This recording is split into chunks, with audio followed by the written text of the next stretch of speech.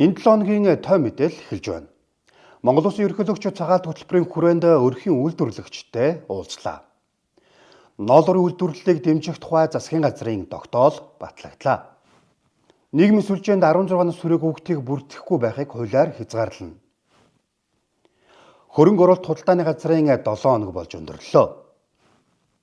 Оюутлогоо төслийн Монгол улсад ноогдох өгөөжийг 60%-аас дээш нэмэгдүүлэх саналыг тавилаа. Уралдаанч хүүхдийн эрх ба үүрэг хариуцлагын сэдвт зөвлөгөөн Аранга аймагт боллоо. Эдгээр болон бусад мэдээллийг та бүхэндээ тоомлон хүргэнэ. Эхний мэдээ хүргэе. Монгол Улсын ерөнхийлөгчийн санаачилсан цагаалт хөтөлбөрийн хүрээнд Монгол Улсын ерөнхийлөгч өрхийн үйлдвэрлэгч нартай уулзлаа. Адиадлогоор Японы хэлний багш орчуулагч мэрэгжилтэй хувийн хвшилд ажиллаж байгаад 2023 онд сургалтанд хамрагдан ноосон бүтээгдэхүүний үйлдвэрлэлээ эхлүүлсэн байнамаа. 2025 онд хөдөлмөрлөлтийг дэмжих сангаас 15 сая төгрөгийн хүүгүү барьцаагүй зээл авч тоногд хөрөмж түүхий эдийн нөөцөө бүрдүүлэн цэвэр ноосон бүтээгдэхүүн үйлдвэрлэж байнамаа. Цаашид үйлдвэрлэлээ өргөдгөн энэ хэрээр тодорхой тооны ажлын байр бий болохыг зорж байгаа гэдгээ хэлсэн юм. Ерөнхийлөгчийн дараагийн очсон үйлдвэрлэгч бол бие тусаа соёлын үеийг тээгч хуваараа Монгол гутал үйлдвэрлэгч Чимгээтэй уулзсан юм. Чимгээ нийт аж ахуйн үйлчлэгээний техник мэргэжлийн сургууль төгссөн 42 жил Монгол гутал хийж байгаа бөгөөд 2025 онд хөдөлмөрлөлтийг дэмжих сангаас 8 сая төгрөгийн зээл авч тоногд хөрөмж хягуулцны хэвэн шинжилжээ. Ингэснээр 5 хүнийг байнгын ажилтаа болгосон байна. Иргэдийг ажлын байраар ханган татвараа төлж байгаа баялаг бүтээгч аж ахуйн нэгжүүд ялангуяа өрхийн үйлдвэрлэгч нарыг төрийн бодлогоор дэмжинэ гэдгээ ерөнхийлөгч хэлж талархал илэрхийлсэн. Ерөнхийлөгчийн санаачилсан цагаалт үндэсний хөтөлбөр нь мал аж ахуйн түүхийдийг дотооддоо боловсруулж, нэмэн өртөгөө шингэсэн бүтээгдэхүүн үйлдвэрлэх, малчтын орлогыг нэмэгдүүлэх, экспортыг нэмэгдүүлэх зорилготой юм а. Энэ хүрээнд хөдөлмөрлөлтийг дэмжих сангаас иргэдийн орлогыг нэмэгдүүлэх, төр болон байнгын ажлын байр бий болгох, нэмэн өртөг шингэсэн үйлдвэрлэлийг дэмжихийг зорж байгаа юм а. 2025 онд 174 иргэн 3 жилийн хугацаатай барьцаагүй хүүгүй 20 сая хүртэлх төгрөгийн нийт 1.3 тэрбум төгрөгийн зээл авсан байна. Өнгөрсөн 2 жилд 368 иргэн 3.1 тэрбум төгрөгийн зээл авч арьс шир ноолрын чиглэлээр үйлдвэрлэл эрхлэж байна. Засгийн газраас ноолрын үйлдвэрлэлийг дэмжих тухай тогтоол баталлаа. Цагаалт хөдөлгөөний үр дүнд 2025 оны жилийн эцсийн байдлаар манай улс 4,000 тонн самсан ноолуурыг 330.5 сая Америк доллараар экспортлон нь 2024 онтой харьцуулахад бит хэмжээгээр 5.6, мөнгөн дүнгээр 4.7 дахин өссөн байна. Малын гаралтай түүхийдээ бүрэн ашиглаж өртөг шингэсэн бүтээгдэхүүн болгох, дотоодод нэмэн өртөг бүтээх, экспортын чиг баримжаатай үйлдвэрлэлийг хөгжүүлэх зорилгоор ноолрын үйлдвэрлэлийг дэмжих тухай засгийн газрын тогтоол батлагдлаа. Тогтоолоор ноолрын эерх үйлдвэр байгуулах хөнгөлөлттэй зээлийн санхүүжилтийг шийдвэрлэх, ноолрын бүтээгдэхүүнийг экспортод гаргаж байгаа хувийн хвшилд экспортын урамшуул олох талаар холбогдох эрх зүйн орчин бүрдүүлэх асуудлыг судалж, засгийн газрын хуралдаанд танилцуулахыг холбогдох албан тушаалтнуудад даалгасан юм а. Мөн Улаанбаатар хотод тохиромжтой байршилд ноолрын бүтээгдэхүүн худалдаалах нэгдсэн цэг байгуулах, олон улсын нэр хүндтэй үзэсгэлэн загварын арга хэмжээнд оролцоход дэмжлэг үзүүлж ажиллахаар боллоо. Дараагийн мэдээ хүргэе. Оюутлогоо төслийн Монгол улсад ноогдох өгөөжийг 60%-аар нэмэгдүүлэх саналыг тавилаа. Монгол Улсын ерөнхий сайд Rio Tinto компани Зэсийн группийн захирал Кэти Жаксон дөрвөөтэй албаны хүмүүстэй уулзсан. Тэд менежментийн төлбөрөө хувь нийлүүлэгчдийн зээлийн хит өндөрхүү зэрэг асуудлаар тодорхой саналтай ирсэн гэдгээ уулзалтын үеэр танилцуулсан юм. Rio Tinto групп Монгол Улсын засгийн газартаа хийж байгаа хилцээрийг хүндэтгэж тодорхой дэвшилтэд саналтай хүрэлцэн ирсэн нь талархууштай боловч тавьсан салууд нь учир дутагдaltaй байгаа учраас хүлээн авах боломжгүй гэдгийг ерөнхий сайд хэлсэн. Ерөнхий сайд харилцан ашигтай байх зарчим оюу толгой төсөлд алдагдсан гэсэн 2009 оны байр суурин дээр одоо ч баттай зогсож байгаагаа дахин илэрхийлж, үндсэн хуулийн 6 дугаар зүйлийн 2 дахь заалт улсын хурлаас 2025 оны 12 дугаар сард оюу толгойн асуудлаар баталсан 120 дугаар тогтоолыг хэрэгжүүлэх үүднээс дараах шаардлагуудыг тавьж байгаагаа хэлсэн. Үүнд оюутлогоо төслөөс Монгол улсад ноогдох өгөөжийг 60-аас дээш хувьд хүргэх, хувь нийлүүлэгчийн зээлийн хүүг эрс бууруулах, менежментийн төлбөрийг бууруулах улмаар 2030 оноос оюутлогоо хязгаарлалт хувьцат компани менежментийн хувьд бие даан ажиллах, Монгол улсад 2026 онд багтаан ноогдлоо шиг хуваарлах, Онтарио компани тусгай зөвшөөрөлтөй холбоотой асуудлыг Монгол Улсын үндсэн хуулийн 6-гийн 2 дахь заасны дагуу байгалийн баялагын өөжийн дийлэнхийг ард түмэд ноогдох зарчимд нийцүүлэх зэрэг тодорхой шаардлагуудыг тавьж үндэслэлээ тайлбарласан юм а. Ерөнхий сайд хэлэхдээ оюутлогоо төсөлтэй холбоотой 2009 оноос хойш яригдсан 2019 оны үндсэн хуулийн өөрчлөлтийн дараа шийдлээ хүлээсээр байгаа олон асуудлыг зэгцлэх цаг болсон. Баялагтай эзэн байх зарчим бий. Монгол улс оюутлогоо төслөөс 20-30 жилийн дараа ноогдол ашиг хүртэхээр байгаа нь аливаа төслийн харилцан ашигтай байх зарчимд нийцэхгүй. Монголчууд баялагтай эзэн байх үзэл санаа бол ард түмний үндсэн хуулиар баталгаажсан эрх ашиг юм гэдгийг хэлсэн. Родинто компани засгийн группийн захирал Кэти Жаксон оюутлогоо төслийн өгөөжийг нэмэгдүүлэх харилцан ашигтай хамтын ажиллагааг бэхжүүлэх чиглэлээр хэлэлцээрийг үргэлжлүүлж Монгол Улсын засгийн газартай хамтран ажиллахаа илэрхийлсэн юм а.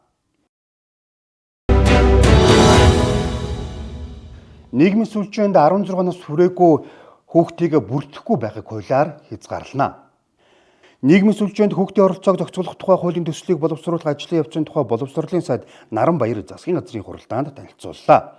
Засгийн газрын гишүүдийн саналыг тус хуулийн төсөлд тусган засгийн газрын хуралдаанаар хэлэлцүүлж улсын хуралд өргөн мэдүүлэхийг боловсролын сайд Наранбаярт даалгалаа. Хуулийн төслөө нь 16 наснд хүрээгүй хүүхдийн мэдээллийн аюулгүй байдлыг хангах, хүүхдийг нийгмийн сүлжээнээс шалтгаалсан эрүүл мэнд, оюун санаа, хүмүүжил төлөвшөлт үзүүлэх сөрөг нөлөөллөөс сэргийлэх, гэмт хэрэг зөрчил, халдлага дөртгөөс хамгаалах зорилгоор тэдний насны хязгаартай нийгмийн сүлжээнд бүрдэхийг хязгаарлах зорилготой юм а.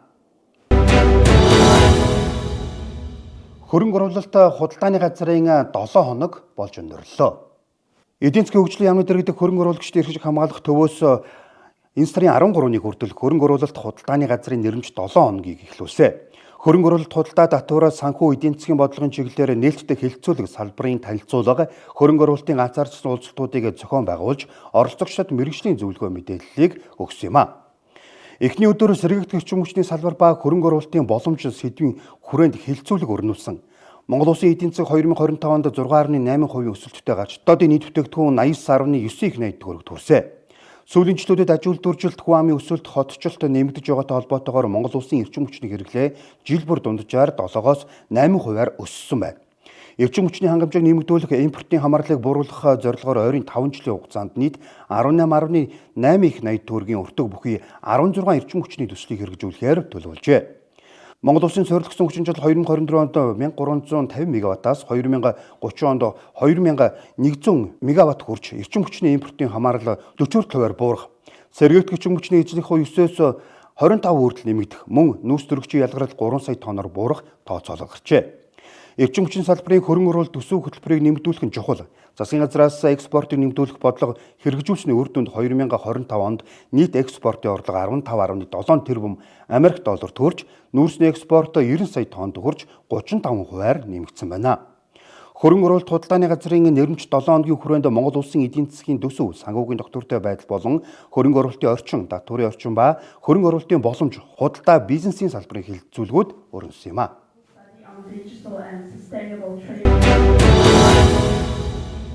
Үргэлжлүүлэн тавхандаа гэрэл зургийн дунд болсон онцлог зургнуудаас хүргэж байна.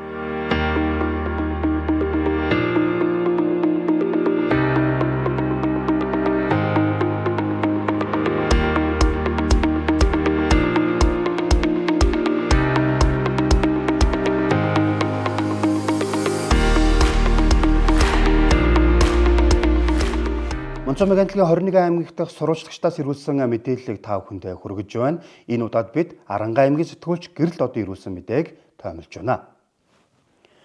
Аранга аймгийн хүүхд гэрүүл хөгжил хамгааллын газар цагдаагийн газартай хамтран уралдаанч хүүхдийн эрх ба үүрэг хүлээгчдийн хариуцлага зөвлөгөөнийг зохион байгуулж зөвлөмж гаргалаа.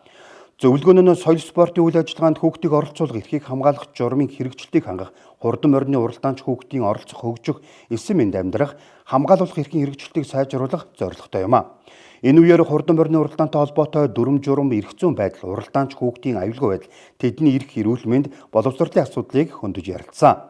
Хүүхэд хамгааллын тухай хууль, үндэсний баяр наадмын тухай хууль, Монгол Улсын засгийн газрын 41-57 дугаар тогтоол, хурдан морины уралдааны дүрм уралдаанч хүүхдийн хамгаалтын хувцас хэрэгсэл тавих шаардлага, МНС 62-64/2018 стандарт зэрэг нь уралдаанч хүүхдийн аюулгүй байдлыг хангах зорилгоор хэрэгжиж байна.